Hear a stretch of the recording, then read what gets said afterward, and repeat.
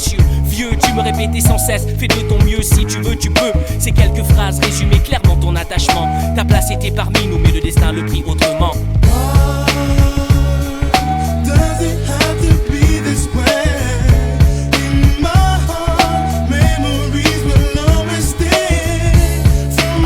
Isabelle, tu me rappelles ma jeunesse avec ça. Il y a tout un spectacle qui se prépare pour célébrer les 50 ans des Jeux olympiques de Montréal. Et même après toutes ces années, cette chanson fait autant d'effets. Dom Matic qui est de plus en plus présent, qui est de retour, au fait, même avec ce spectacle des 50 ans des Jeux olympiques. On en parle de toutes les façons possibles. Il y a Robert Charlebois qui est invité, Ariane Moffat, Loud, Dom Matic. Et on a l'un des membres avec nous en studio. Merci beaucoup d'avoir accepté l'invitation. C'est vraiment chouette de t'avoir avec nous. Ousmane Traoré, bienvenue. Bienvenue. Bonjour Ousmane. Bonjour, ça va bien? Qu'est-ce que ça représente? Ça fait longtemps qu'on vous a pas vu. Qu'est-ce que ça représente de faire partie d'une célébration significative comme ça? Ben, écoutez, pour nous, déjà, c'est un grand honneur qu'on soit venu nous chercher, nous appeler. Alors, écoutez, c'est sûr que nous, on ne s'y attendait pas. Parce que les Jeux olympiques... Il y a 50 ans. Oui, voilà. Moi, j'avais 3 ans. Mais écoutez, je pense que dans un événement comme ça, qui est à la base un événement festif pour réunir les gens, je pense que le fait qu'on soit venu nous chercher, bon, déjà, je vous dis, c'est un grand honneur. Et puis, écoutez, on va faire partie de cette fête. Et puis, on est très, très contents. Effectivement, c'est comme un retour. Oui, mais pourquoi vous pensez qu'on vous a choisi? Je pense que si on prend exemple sur les Jeux Olympiques, c'est une fête qui réunit pas mal le monde de toutes les origines, de toutes les ethnies. Nous-mêmes, Dogmatic, je pense qu'on représente une partie de cette vision-là. Et puis, ça va être un spectacle tout en couleurs. Donc, qu'on soit là, c'est très bien. C'est intéressant parce que quand on parle de musique québécoise aussi, on parle souvent du français. Il y en a beaucoup qui vont utiliser l'anglais. Vous aviez vraiment une plume qui était expressément francophone. C'est important pour vous, ça?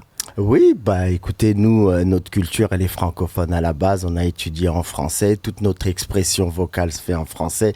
Notre poésie se fait en français. Donc, pour nous, c'était naturel de créer en français. Et puis, quand on a commencé au Québec, on a vu qu'il y avait vraiment une oreille, il y avait vraiment une touche pour cette poésie-là au Québec. Donc, nos textes étaient mis en valeur. Ben, justement par le contexte, le fait qu'au Québec, c'est quand même une industrie où c'est des paroles, c'est des textes et tout ça, donc. Votre album qui est sorti en 1997, c'est 150 000 exemplaires, disque platine. Vous aviez gagné un Félix, mais pas dans la catégorie hip-hop, il n'y en avait pas dans ce temps-là. Ouais. C'est rock alternatif, je pense. Rock alternatif, oui, effectivement. Ça, c'est particulier. Ben, on a le rock alternatif large, hein? Ouais, mais peut-être qu'on peut dire que... Est-ce qu'on a été l'alternative au rock? C'est vrai. Puis, tu sais, dans les années 90, bon, on avait Musayon, il y avait éventuellement Loco Locas, Sans Pression. Il y avait quand même pas mal de hip-hop. Là. C'était très... Au Québec, on commençait à s'inspirer beaucoup de la France, ce qui se passait aux États-Unis. Qu'est-ce que Dom Matic a apporté à cet univers-là? Écoutez, nous, c'est sûr que nous, quand on a commencé à Montréal, au Québec, le rap était principalement anglophone. Donc, il a fallu qu'on fasse quoi? Ben, qu'on défriche, qu'on se présente sur des scènes, des petites scènes, des plus grandes, qu'on soit toujours présent dans l'underground pour pouvoir, si vous voulez, montrer aux gens que c'était possible de le faire en français. Alors, au départ, c'était pas facile parce qu'effectivement, la scène, comme je vous dis, était quasiment anglophone, on faisait des parties de groupes américains, etc. Mais au fur et à mesure, on a emmené ça. On a emmené le fait que, bon, le français est une langue qui se vit bien, qui se parle bien, et au final, on a montré qu'elle pouvait se rapper aussi. Ben, puis ce que j'aime aussi, c'est la force de comprendre. Saut pleureur, un été à Montréal, souvent, il y a une étiquette qui a été collée au hip-hop que c'était de la musique violente et sexuelle. Vous autres, vous avez prouvé qu'il n'y avait pas que ça. Ben non, il n'y avait pas que ça. ça, parce que effectivement, dans la mesure où le hip-hop était quand même assez connu à travers le monde, au Québec, on était juste au premier balbutiement. Et on avait beaucoup la connotation, je ne sais pas si vous vous rappelez, avec la guerre des gangs aux États-Unis, le côté Tupac, Biggie, toutes ces choses-là. En fin de compte, ça donnait une mauvaise image au rap. Et voilà, donc ici au Québec, ils avaient un petit peu peur, ils étaient frileux de ça. Et puis nous, il fallait qu'on montre qu'il n'y a pas que ce côté-là dans le rap. Il y a un côté très poétique, il y a un côté intellectuel même des fois, je dirais. Beaucoup d'émotions aussi. Oui. Beaucoup d'émotions, oui. Oui. La force de comprendre a 30 ans cette année, 30 ans. Ça veut dire quoi? C'est un retour sur scène? C'est une tournée? C'est un anniversaire. C'est quelque chose qu'on va fêter. Un anniversaire, voilà. Mais comment ça on la se soigne en grand. Ça se Qu'est-ce que vous soigne en pouvez nous grand. dire là-dessus? Là? Qu'est-ce que je peux vous dire? Si vous regardez votre agenda... Écoutez, on a des discussions avec les francopholies, il y a des festivals qui nous approchent.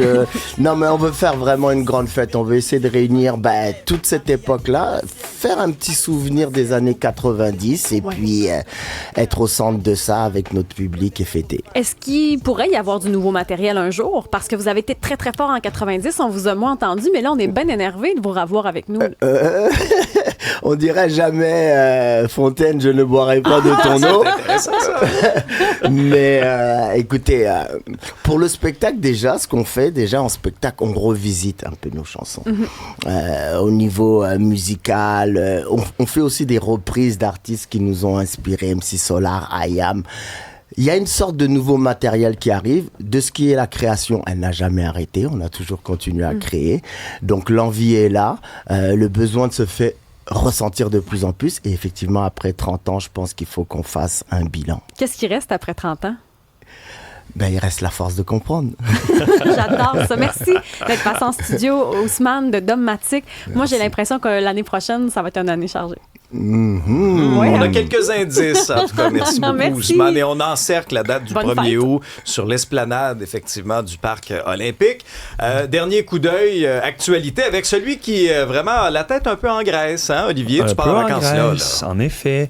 On surveille aujourd'hui les réactions par rapport au bilan des 100 jours de Christine Fréchette à la tête du Québec. Sinon, international, États-Unis, gala de la presse à Washington ce soir. Donald Trump fait son grand retour au gala de presse à Washington sous une sécurité extrêmement renforcée. Et au Moyen-Orient, on surveille aussi les tensions accrues en Cisjordanie, un regain de violence malgré le nord, dans le nord de la Cisjordanie, occupé par des affrontements mortels ce vendredi. Et Isabelle, pour nous qui restons ici, est-ce qu'on va avoir au moins une belle météo pour se consoler? Soleil vendredi, soleil samedi, soleil dimanche, soleil lundi, ça va bien. Température estivale digne du mois de juillet, parfait pour le Noël des campeurs. Eh bien, Ousmane, Olivier, Isabelle, toute la gang, merci tout le monde pour la belle semaine. Passez une belle fin de semaine. On se retrouve en pleine forme lundi dès